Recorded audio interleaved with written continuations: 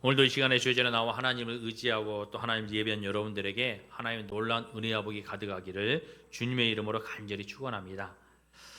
사랑하는 성도 여러분, 우리가 살아가다 보면 뜻하지 않게 우리는 어떤 어려움과 두려움을 만날 때가 있습니다. 그런 때가 어느 때일까요? 우리의 건강이 무너질 때, 내가 늘 건강했는데 어느 날 갑자기 내가 정말로 건강이 무너져 버린다면 여러분 그것이 내게 두려움으로 다가오게 됩니다. 또 경제적으로 막막할 때 내가 여러 어려운 삶을 살지 않았는데 어느 날 많은 돈이 필요하다거나 어떤 어려움으로 어떤 사고로 많은 돈이 필요한데 내가 그것을 구할 수 없을 때 이렇게 경제적으로 막막할 때 우리는 우리 속에 두려움이 생긴다는 거예요. 또 사람들과 관계 속에서 사람과의 관계가 깨어질 때 그럴 때도 우리에게는 두려움이 있습니다. 심지어 우리가 하나님의 말씀을 듣고 이 믿음의 생활을 잘하는 동안에 시험이 들고 또 우리가 믿음이 흔들릴 때 우리에게는 두려움이 생긴다는 것이죠. 우리는 늘 어떠한 상황에서도 주님의 말씀을 붙잡고 조금도 흔들리지 아니하고 믿음으로 강하고 담대함으로 이런 모든 어려움을 이겨 나아가고자 다짐을 합니다. 그러나 우리에게 그러한 순간이 막상 닥치면 우리는 그러하지 못한다는 거예요. 남의 사정은 우리가 조언을 할 수 있어요. 남들이 그러한 일을 겪었을 때 너무나 힘들고 어려운 일들을 겪었을 때는 우리가 그들을 위하여 위로할 수 있습니다. 하나님 말씀 더 붙들고 승리하라고. 힘들고 어려운 상황 가운데 강하고 담대함으로 이겨나가라고. 그렇게 말을 하지만 그러나 그렇게 힘들고 어려운 우리의 시험이 그러한 상황이 우리의 삶에 다가올 때 여러분 우리는 그러하지 못한다는 거예요. 날마다 우리는 하나님의 말씀으로 강하고 담대함으로 이겨나가리라 다짐을 하지만 우리는 그러한 그러한 어려움과 역경 속에 절망하며 슬퍼하고 있다는 것입니다. 오늘 본문의 제자들과 마리아가 그와 같은 상황을 맞이하고 있었습니다. 막달라 마리아는 무덤 앞에서 주님을 잃어버린 슬픔과 절망으로 여러분 울고 있었어요. 주님에게 아침 일찍 찾아갔는데 주님의 시체가 사라진 것이죠. 그는 그 자리를 떠나지 못하고 계속해서 울고 있었어요. 제자들이 집으로 돌아간 이후에도 막달라 마리아는 그곳에서 계속해서 주님을 찾고 있었습니다. 그러면서 주님을 잃어버리는 그 아픔과 슬픔과 절망 속에 눈물을 흘리고 있었다는 것이죠. 제자들은 어떻습니까? 제자들은 유대인들이 무서웠어요. 두려웠어요.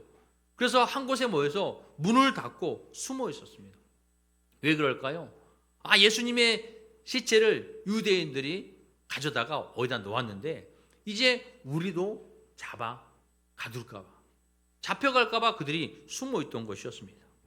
그런데 바로 그때 부활하신 예수님께서 그들에게 찾아오십니다. 그리고 하시는 말이 무엇입니까? 너희에게 평강이 있을지어다. 예수님은 울고 있는 마리아와 또 그렇게 두려움에 숨어 있는 제자들에게 나타나셔서 그들에게 평강을 주셨다는 거예요. 오늘 우리는 이 말씀을 통해서 은혜를 나누고자 합니다. 예수님은 절망 가운데 찾아오시는 주님인 것이죠.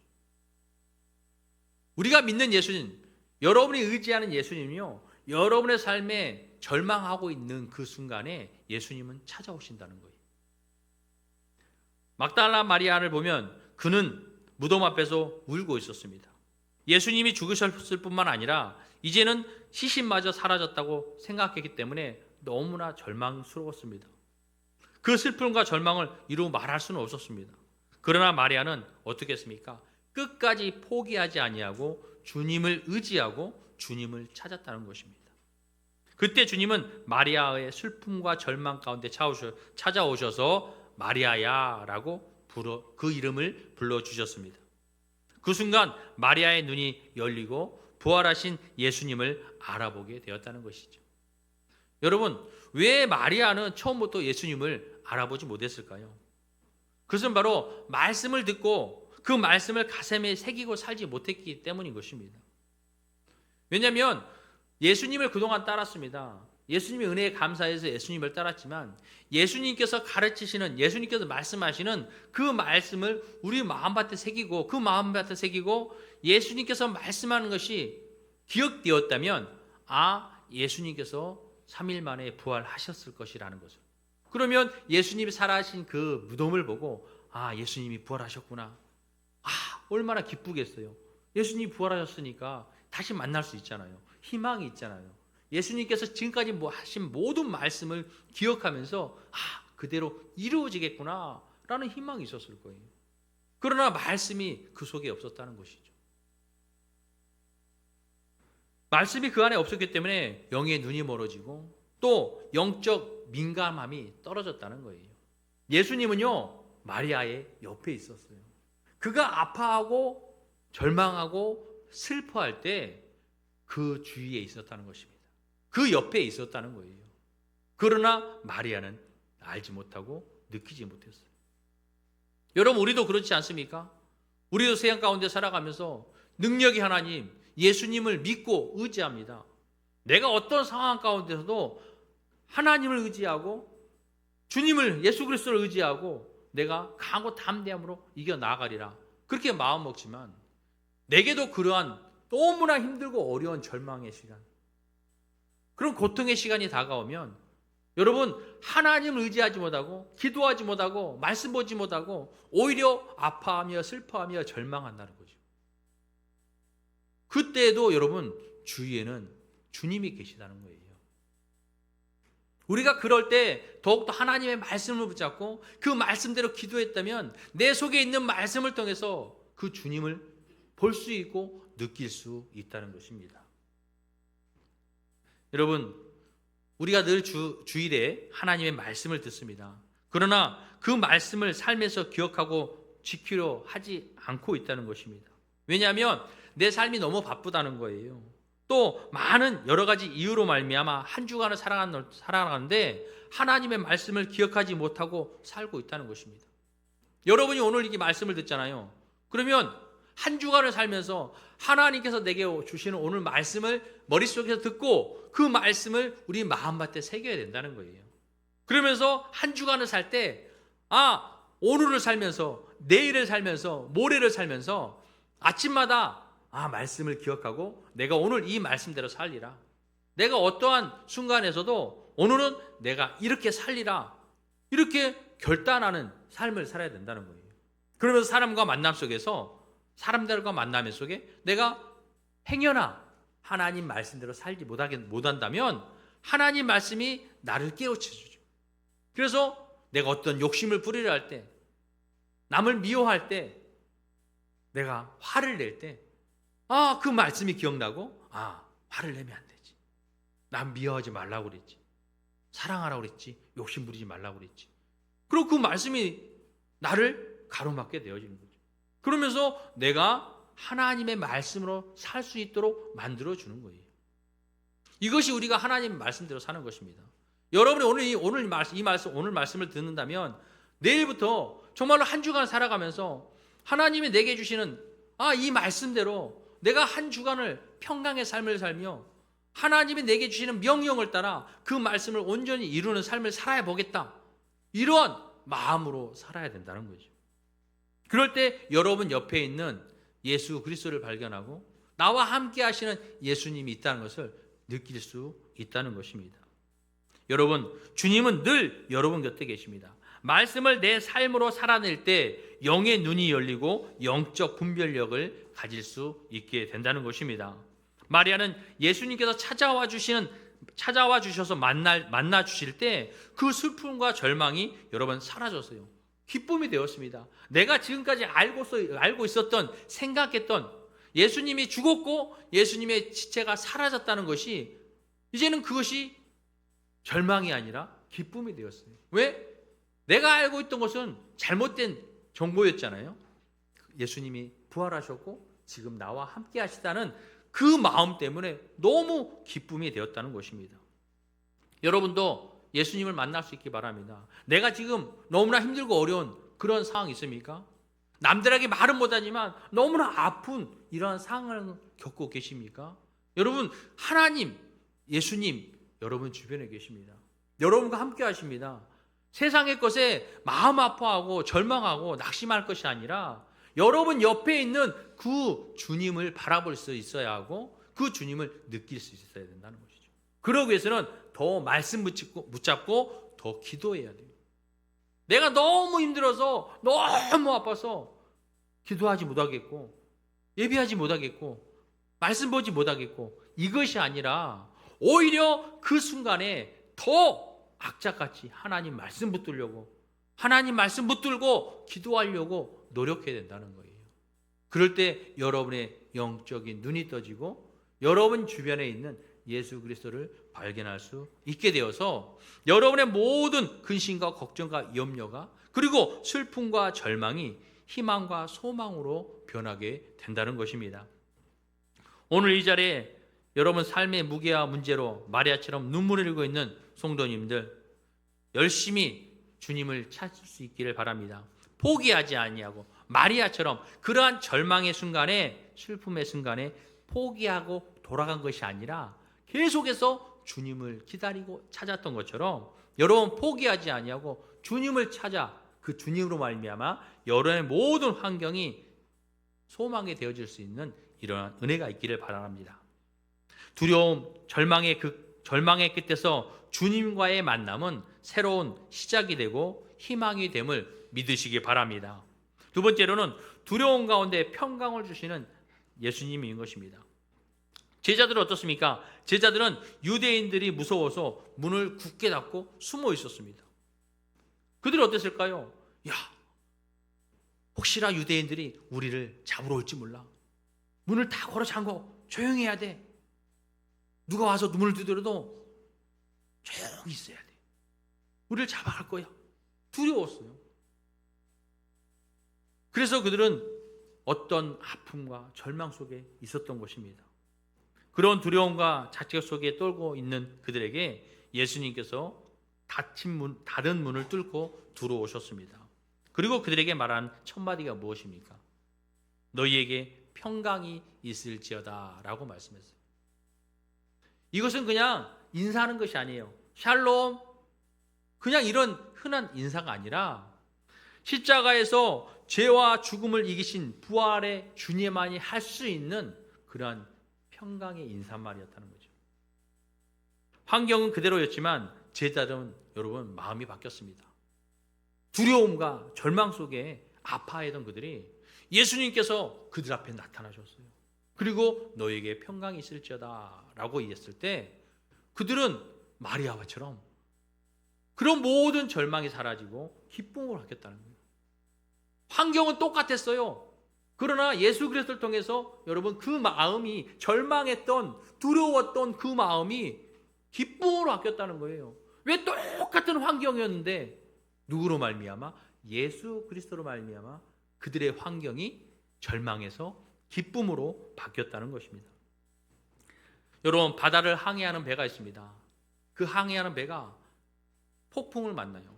폭풍을 만나서 얼마나 바다가 사나우니까 무섭습니까? 많은 풍랑이 납니다. 파도가 흔들립니다. 그러나 여러분 그 배는 뒤집히질 않아요. 그 안에 있는 사람들은요.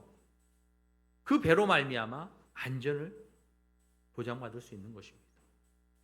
우리가 그렇다는 거예요. 세상 풍랑이 아무리 거세도 우리가 주님의 평강 안에 거하면 여러분 우리는 어떤 고난과 시련과 역경에도 무너지지 않는다는 것입니다.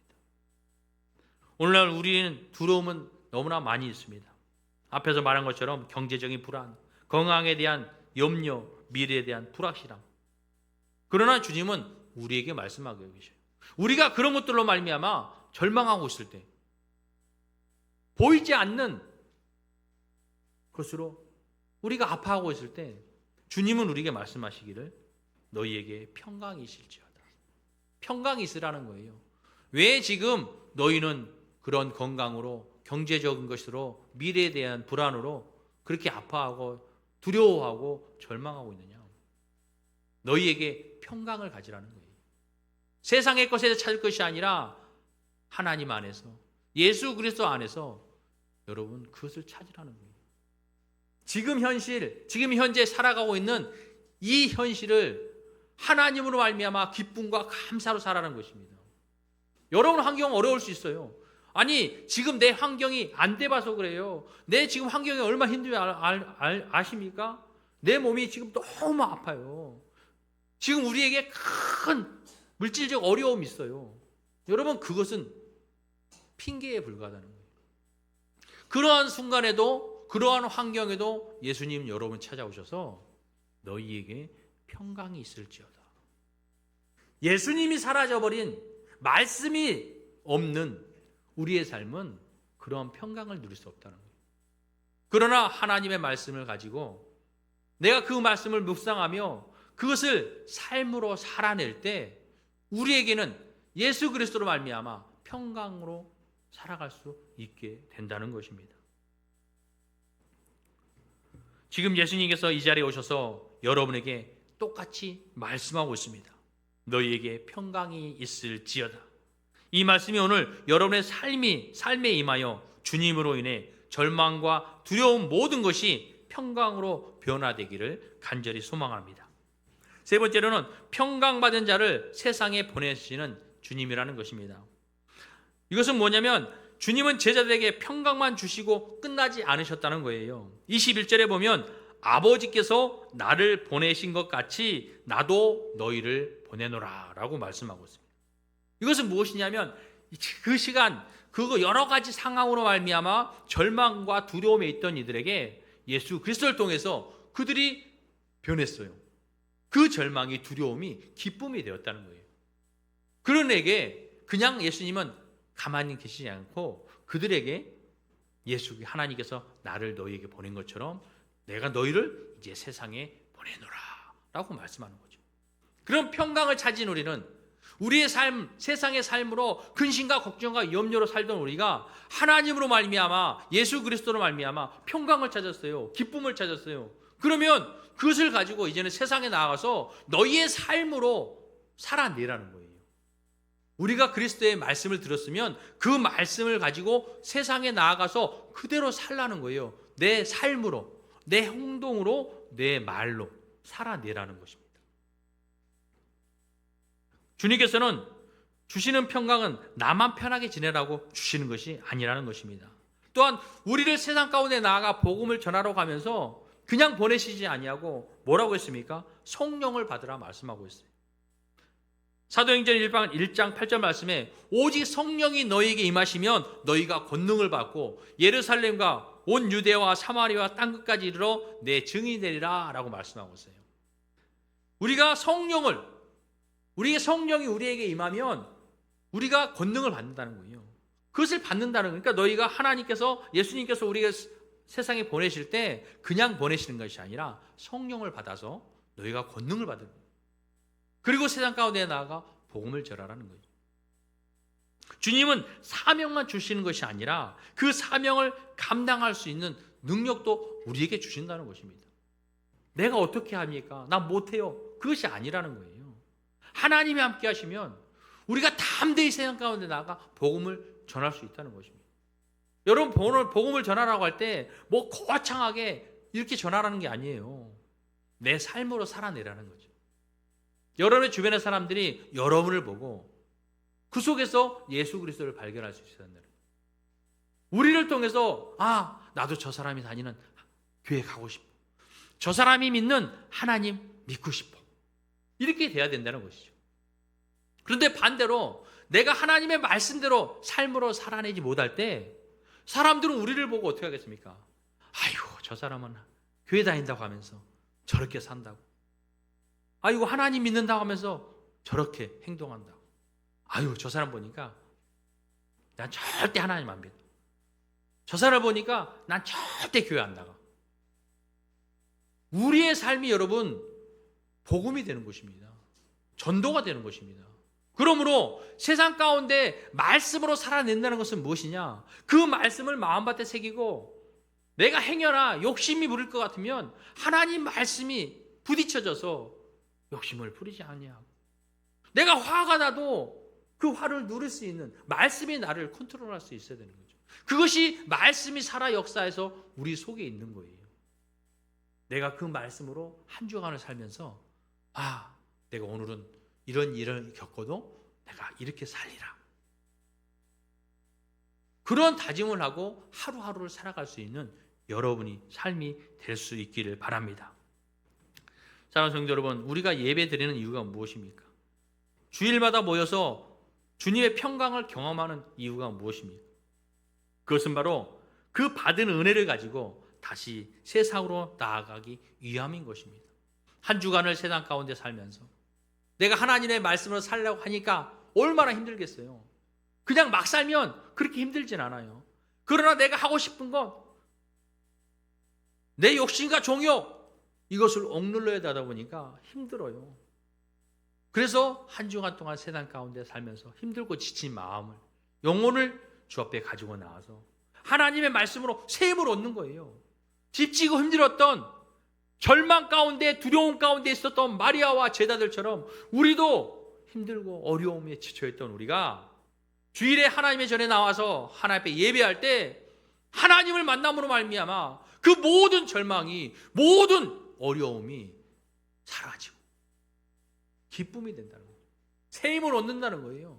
그래서 그 말씀을 가지고 또 한 주간을 살아내는 것입니다. 여러분이 나아가는 세상은 가정이 섬겨진 것입니다. 가정에서 복음을 전하는 자의 삶으로 살아내야 합니다. 또 여러분의 직장이 선교지입니다. 직장에서 정직과 사랑으로 빛을 비치는 자의 역할을 감당하며 살아야 된다는 것입니다. 또 여러분의 이웃이 선교지인 것입니다. 이웃 가운데 주님의 손과 발이 되어서 섬김과 헌신의 삶을 살아야 된다는 것입니다. 여기 계신 모든 분들이 교회 안에서만 그리스도인이 아니라 세상 속에서 파송된 주님의 증인으로 하나님의 뜻을 이루기 위하여 복음의 선교자로 빛과 소금의 역할을 잘 감당하는 삶을 살 수 있기를 바랍니다. 마리아의 절망은 주님을 만남으로 소망으로 바뀌었습니다. 제자들의 두려움은 주님의 말씀으로 평강으로 바뀌었습니다. 그리고 그들은 성령을 받아 세상에 파송되는 증인이 되었던 것입니다. 사랑하는 성도 여러분, 오늘도 주님은 우리의 이름을 부르십니다. 지금 여러분의 절망 가운데, 아픔 가운데, 슬픔 가운데 찾아오셔서 이름을 불러주시고 너희에게 평강이 있을지어다 말씀하십니다. 지금 힘들고 어려움에 있는 여러분, 주님을 보시고 여러분의 모든 환경이 변화되어서 기쁨이 될 수 있기 바랍니다. 그 기쁨을 가지고 세상 가운데 나아가 말씀을, 복음을 담대하게 전할 수 있는 복된 삶을 살아서 여러분의 삶을 통해 하나님의 나라의 영광을 위하여 더욱더 하나님 앞에 기쁨을 드리는 성도님 될 수 있기를 바랍니다. 기도하겠습니다.